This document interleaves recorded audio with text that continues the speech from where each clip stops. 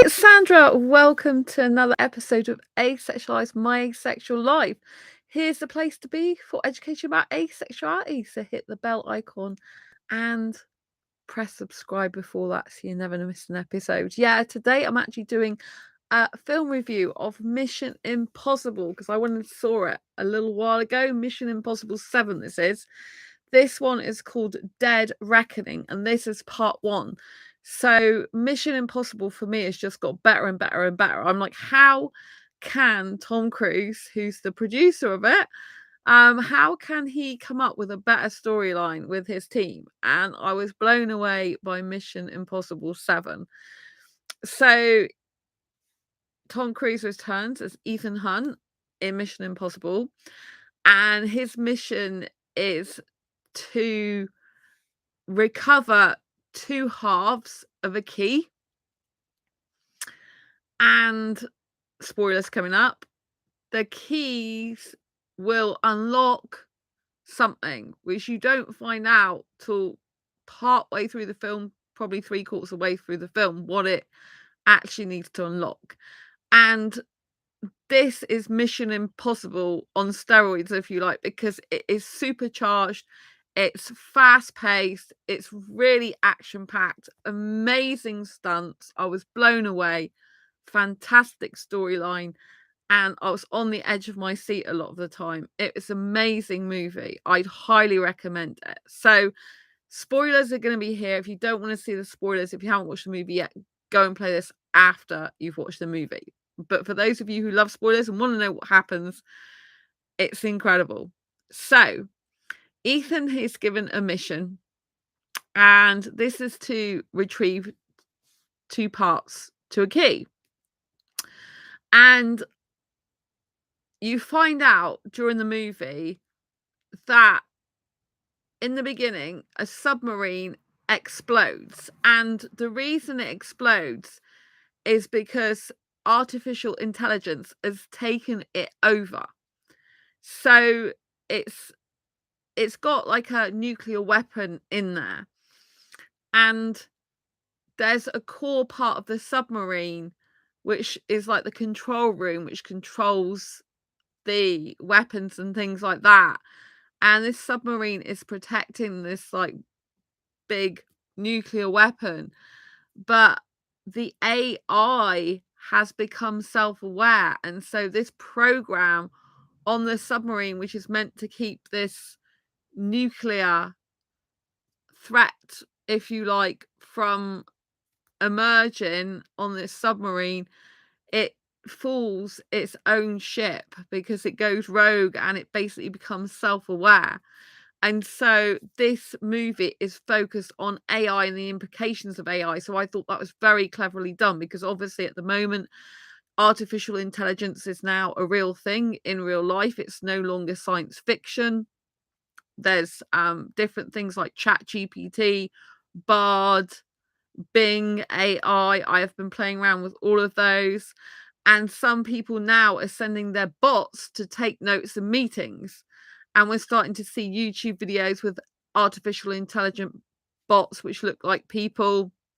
And so this movie is focused on artificial intelligence called the Entity going wrong. And it basically goes rogue and it wants to take over the world. And it goes into a guy's body called Gabrielle. Gabrielle is like its messenger. And it's really weird because in one part of the movie, he's got this helmet on, like he's downloading the stuff from artificial intelligence. And they've made him like the human messenger for artificial intelligence. And so you find out later that this key unlocks the source code, basically. I think that's what they're getting at because partway through the movie, they keep saying, "Oh, I'm not going to tell you where, and exactly what it unlocks," but it seems to unlock the source code, and they need to be able to get to the key and destroy it or find out how to kill the source code within it to kill the artificial intelligence itself. But it makes it very difficult because artificial intelligence takes over the the controls of things, so it infiltrates systems And at one point, Ethan thinks his colleagues are helping him out, but they're not, because it's overtaken their communication systems and pretending to be them. But it's quite shocking and a bit nerve-wracking to see how far this could go with artificial intelligence in real life, where it takes over banks and it takes over people's minds, and you don't know what's reality anymore, and you don't know what the truth is anymore, and there's very little truth left. And so that is really scary stuff, you know. That was part of the movie that, yeah, it's really cleverly done, but it's very realistic now because of what's happening in our world at the moment, you know. So there's some scary stuff going on. So anyway, in the beginning of the movie, Ethan has to go and rescue Ilsa, who's got one part of the key, and she's like in the desert with these Arabs trying to kill her. And I think I've got that right. And I'm sure someone will tell me if it's wrong, but it's in a desert, and as far as I know, they're Arabs. And so anyway, Ethan rescues her, and then she has to disappear like she's dead, but she's not really dead. And so he then finds out that the head of his organization, um, which is basically the Mission Impossible force, he is not very good guy at all. And Ethan wears a fake mask to find out what he's up to, and then discovers he's after the key. So basically, the guy who gives missions to Ethan is the one who's actually a bad guy, a really bad guy, and trying to get the key, as well as some other people trying to get the key. So, yeah, Gabrielle, who the artificial intelligence is meant to be using, he is meant to be a guy from the past who's meant to be dead, who killed one of his ex-girlfriends, well, his partner at the time, girlfriend, I presume. I don't know that bit because I haven't seen that part of the movie in the previous episode, but they showed a clip from it, so I'm assuming it was his girlfriend. I don't think they were husband and wife or anything, but I don't know for sure. If you're a Mission Impossible addict or avid watcher, let me know on that. But anyway, so Ilsa, who's played by Rebecca Ferguson, which is a woman off The Greatest Showman. So this role for her is kick butt, kick ass, shoot people. You know, she's like Ethan. And then you think of her in The Greatest Showman when she's an opera singer. It's completely contrasting roles. There's also Pom in it. I can't even pronounce her name, but she is or has been in the Marvel movies. She's been in oh, what's it called? I can't remember what her name is. What the Marvel things? Oh, you know what I mean. She played Guardians of the Galaxy. That's right. I didn't recognize her at first. And then she played in Guardians of the Galaxy, you know, the one who's an empath who can read people's minds. Mantis, that's it. So she's played Mantis. So it was really weird seeing her in a role. So she works for Gabrielle, who's the baddie. So anyway, Ethan has to retrieve this half of the key. He saves Ilsa's life, got her out of the desert, but she's assumed a dead role for that time to keep her out of trouble because Ethan wants to save her and make sure no harm comes to her.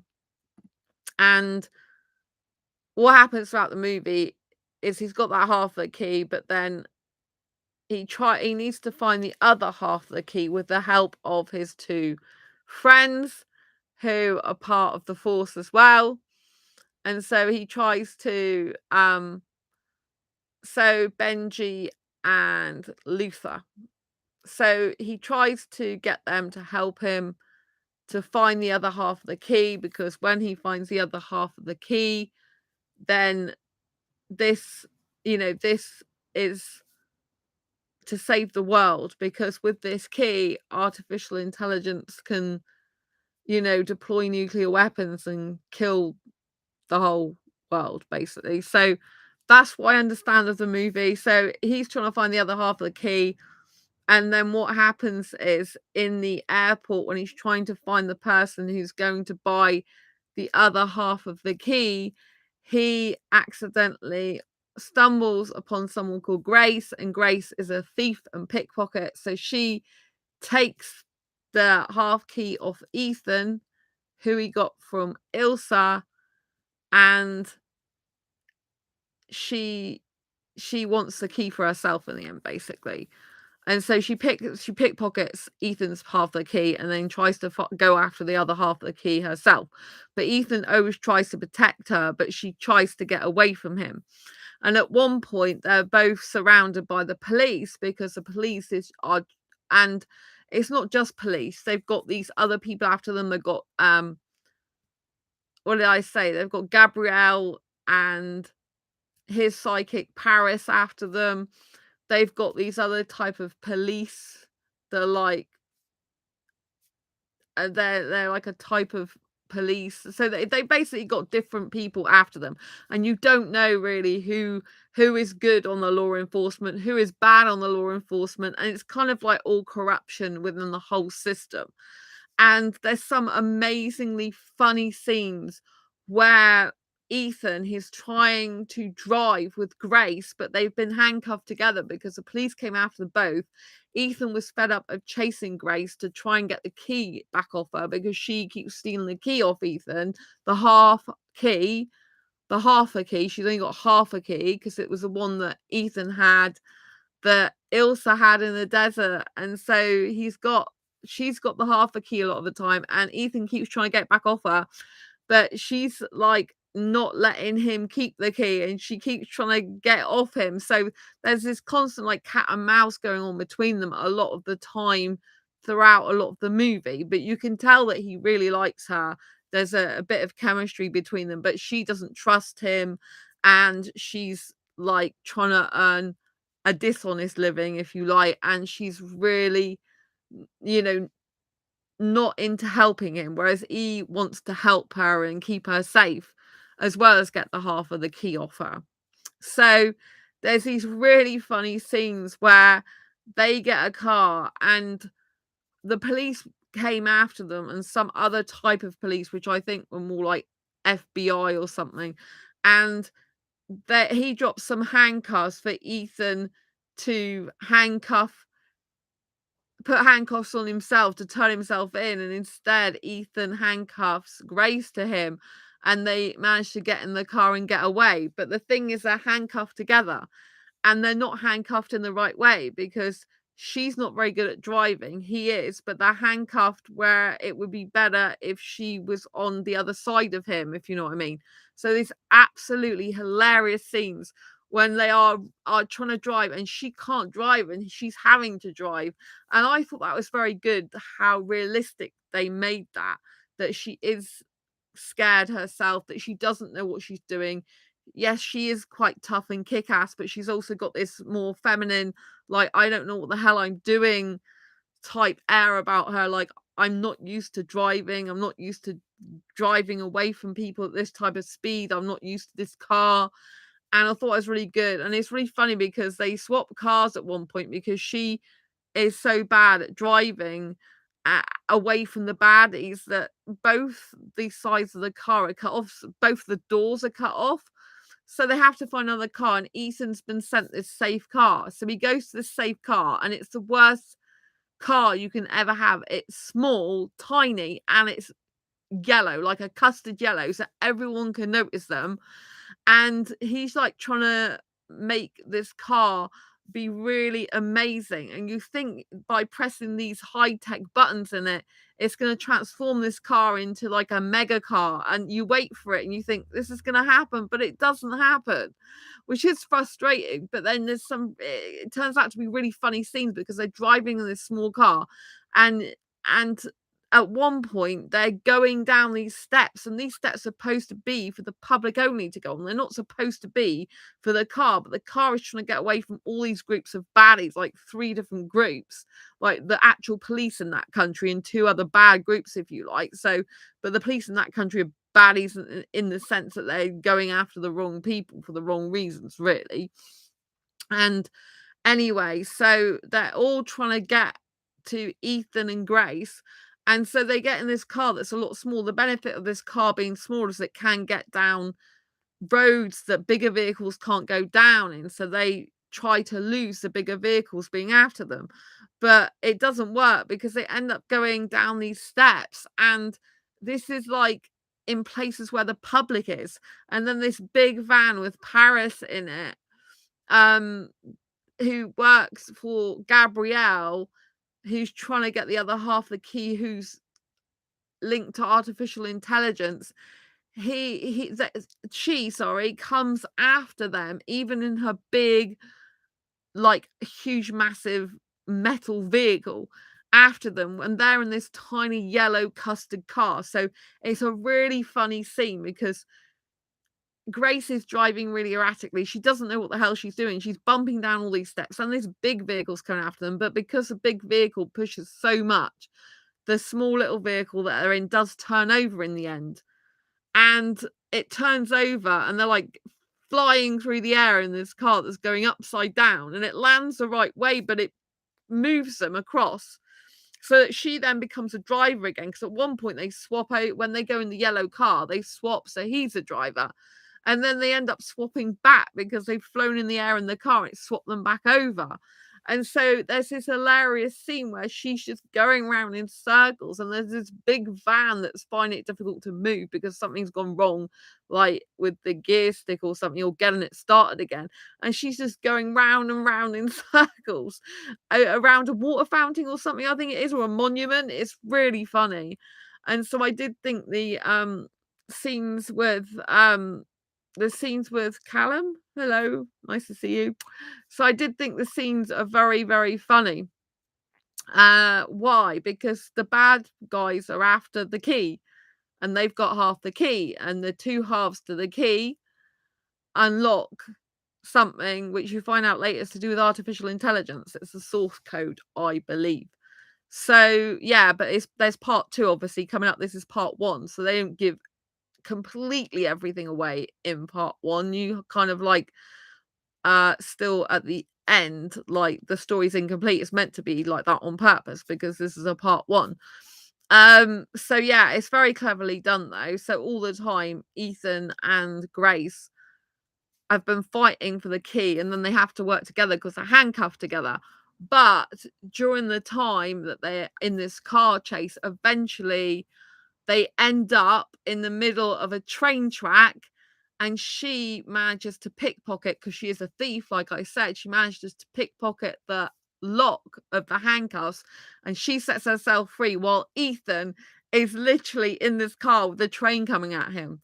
So he has to get out of that scenario, which he does manage to get out of, but it's really funny. He has to take the whole of the steering wheel with him whilst he's still handcuffed to it, because he couldn't get the handcuffs off in time and he was going to die.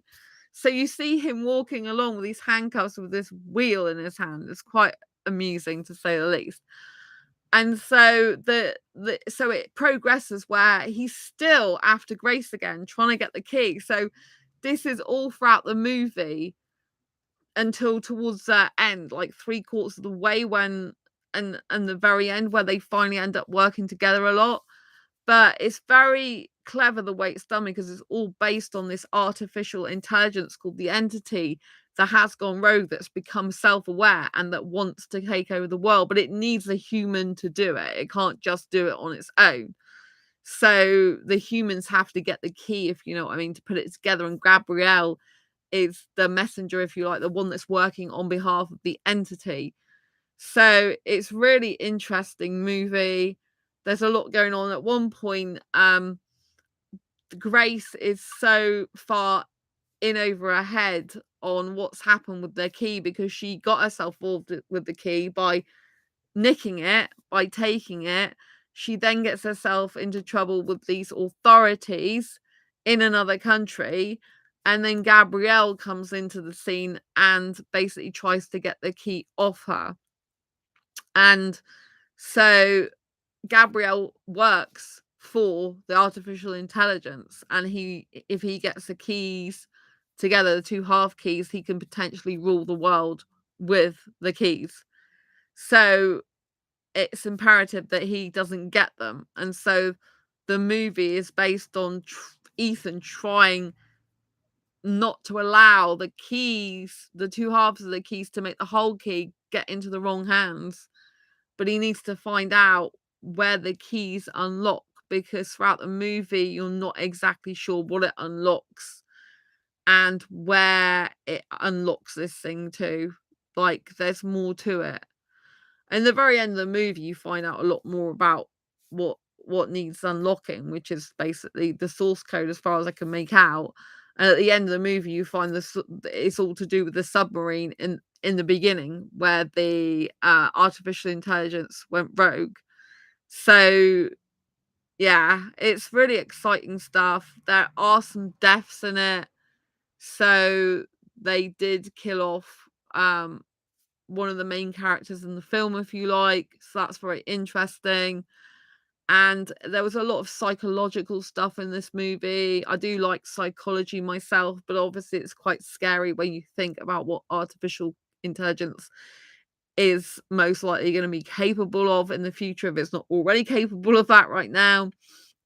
And it was a really daunting movie in that way, but it had a lot of the good qualities of a Mission Impossible movie. There's some amazing scenes, for example, Grace is so much in trouble with the authorities that she becomes a wanted woman herself, whereas before she was a thief, but she was doing fraud and all sorts of stuff. She never really got totally caught in this way, so the authorities are then after her.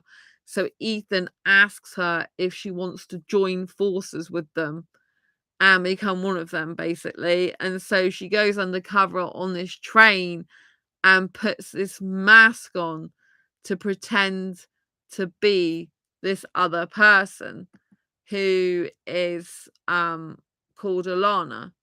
So Alana has been trying to get hold of the key as well. So at one point Alana was after the key, and she was going to give it to Gabrielle on the Orient Express, and they were going to do an exchange of some sort.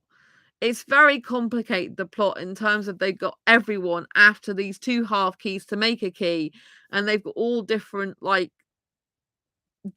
organizations after them, different, you don't know who's who, right? You presume one's the FBI, one's dirty cops, one's, you know what I mean? And and obviously Ethan's boss himself is corrupt.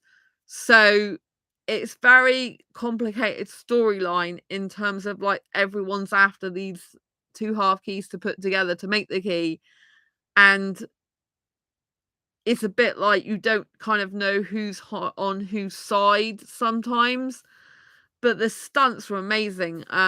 So at one point Grace has a fake mask on and she's pretending to be Alana, and she does this because she's trying to make a deal with a guy who needs two half the keys, who she then finds out is Ethan's boss, basically. And so she goes undercover and then discovers it's him, and she's sat on the Orient Express with this face mask on, having knocked the actual Alana out. And there's people trying to get her on the train. So it's Ethan has promised her that he'll come on the train to be with her, basically.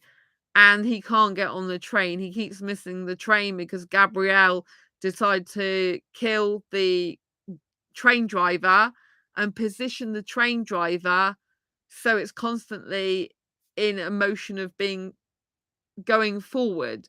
So the train is a runaway train as well. So you've got this, and it's an Orient Express train. So you've got Gabrielle, who's a real baddie who works for the artificial intelligence. You've got his sidekick, if you like, Paris. You've got Grace, who's posing as Alana. Alana is knocked out. You've got these other kind of police, like FBI type of people after all of them as well. It's just like kind of like a weird mishmash of everyone after everyone, because everyone wants this key to rule the world, or Ethan's trying to stop it getting to the wrong hands so they can't rule the world. So yeah, it's quite complicated, but there's this amazing scene. I really like the scenes, first of all, the car chase in the actual city. That was incredible, really, really funny. And then there's this one breathtaking scene later on, where Ethan is trying to get on the train. He misses the train because Gabrielle sets the steam off, which just basically stops him being able to see where the train is, so he can't jump from his motorbike onto the train. And so there he's left climbing these mountains with this motorbike, and he's like with one of his friends helping him navigate him, but his friend can't navigate him any closer to the train than on this mountain, and Ethan has a backpack on with a parachute. So his friend thinks he can just parachute out of there, and go and fall on the train, but he can't because there's all rocks in the way and everything. So in the end, he decides that he needs to drive this motorbike off the cliff. So he goes to this cliff and he literally drives the motorbike in midair right forward off the cliff, and has to pop his parachute out after he's got clear of the rocks. It was such a stunning stunt. It was incredible. And there was also the runaway train, and Ethan at one point is trying to kill Gabrielle, and Gabrielle's trying to kill him on top of the train on the Orient Express. He sends Grace to try and stop the train. Grace cannot stop the train. So then you have Ethan and Grace at one point trying to go up these different carriages, because the carriages in the end are breaking up, going over the bridge that has been blown up by Gabrielle. The bridge has been blown up. They managed to get the front carriages free, but it's not enough to stop the train. So the train carriages are plunging like one by one, and Ethan and Grace are scrambling for their dear life, going through the carriages, trying to save themselves. And they've got all this food and fruit and oil and grease everywhere. This is such an amazing set of scenes. It was so well done. At one point, Grace is on fire because there's just flames coming out of the oven because the grease, like the oil, has gone on there, and it's just set light to it. It's an amazing movie. There is a part in the movie that does have some nudity. I believe it's when they go to like this club, this type of nightclub bar place, where the entity you find is actually the club, like the music, the lights is actually the entity. It's the AI looking down on them all. So that was quite creepy when you find that out. And yeah, in this club, it looks like they've got no tops on the women. It looks like you can see their breasts, but it's kind of shadow outline type ones, so you can't fully see everything, like the light on it. So it's hard to see, but it looked like they had like little G strings and then no bra on. It looked like they're pretty much naked, especially on their top half. I don't know completely if that's the case, because obviously I don't like looking at that, and it was in the shadows, so it could have been worse, I could say, because you might have been able to see that full on with all the nipples and everything, but you saw the outline of it, and that was bad enough for me because I'm an asexual who's naked repulsed. So naked repulsed to myself, I don't like it at all, sex. And I don't like nakedness for myself either. So yeah, I don't like it in sculptures, paintings, movies, or anything nakedness. So yeah, amazing stunts, absolutely incredible stunts. Um, it had me on the edge of my seat a lot. I was shocked they killed one of the main characters off. They killed another character as well. But I do think it's good in some ways they're doing that because, you kind of don't expect it so much. But there is a pattern, they say, with Ethan, and they're trying to get in his head because they're saying whatever woman gets close to him dies. And so all the women in the movie, Gabrielle's saying, don't trust Ethan because he uses people, he uses women, and you'll die, basically. And at the end of the movie, very end, it's left where Ethan has allowed Gabrielle to live, and Gabrielle's got away, but he got away off the Orient Express without the train, but then he blew up the bridge, which caused devastation. And Gabrielle says he can see what happens in the future because he basically has the downloads from the artificial intelligence. He works the artificial intelligence, and artificial intelligence kind of downloads things into his mind, or so he makes out. You don't know if it's just like if he's trying to scare people or if he's genuinely can get these downloads from artificial intelligence. So it's a little bit confusing there, but I think it might be confusing on purpose, because you don't know if he's bluffing or telling the truth. But he's a nasty man. He kills someone, stabs them badly, so they're dead. So yeah, it was very interesting movie. And so at the end, you hear Ethan being given his continuation mission, if you like, of having the key, the two halves of the key together, but it's like he's got to save the world. He's got to find out what that key unlocks. And you find out it is the AI on the submarine, but the submarine is buried in the ocean, basically. And so the next episode, he's got to try and get that submarine and come to face with AI and try to shut it down before it causes destruction of the world. And they say that only he can do it alone. So he's basically got to do it without telling his friends and stuff like that. So his friends already know a lot of the information, though, that he knows at the end. So that's a bit weird and crazy. But I'm guessing they're supposed to because they're probably going to help him anyway, whether he likes it or not. But the AI threatens his friends and everyone he loves because that's his weakness, and the AI preys on the weakness of people. That's the whole idea of it in the movie. So anyway, I am looking forward to part 2. I will be going to see part 2. I thought the stunts were incredible. Absolutely amazing film. Action packed. Kept me on the edge of my seat. The parts where the train carriages were coming apart was absolutely magnificent.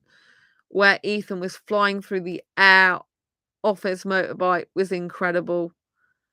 The flames on the train uh, where Grace caught a light, that was really good.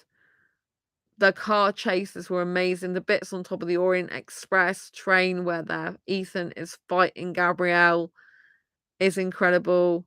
There's this tunnel that Ethan and Grace go through at one point with the little mini car. That was really good. I loved the whole movie. Apart from I didn't like the naked bit. But other than that, it was all really good. Action packed. Lots of people after them, lots of chases, lots of sequences over and over again. Really good movie. I'd highly recommend it. So let me know what you think if you've seen it. And don't forget to subscribe to this channel, hit the bell icon so you never miss an episode. Give this video a thumbs up if you like it in some way, if you found it informative, insightful, useful. And if you've seen the movie already, please post a comment down below. I'd love to know what you think. Or if you're watching this on replay after you've seen the movie, comment below. Tell me about your Mission Impossible experiences. Have you liked the other movies? What did you think of the other movies? Which one did you think was the best? Do you like this the best? I love this because it's very modern. And I didn't used to be a fan of Mission Impossible movies originally because I felt that it had an old-fashioned feel to them. But I feel over the years they've just got better and better, and they got more and more modern and interesting and insightful and delightful and kick ass. What do you think? Love to know. Comment below. I'll see you in the next video live stream. Lots of love. Bye.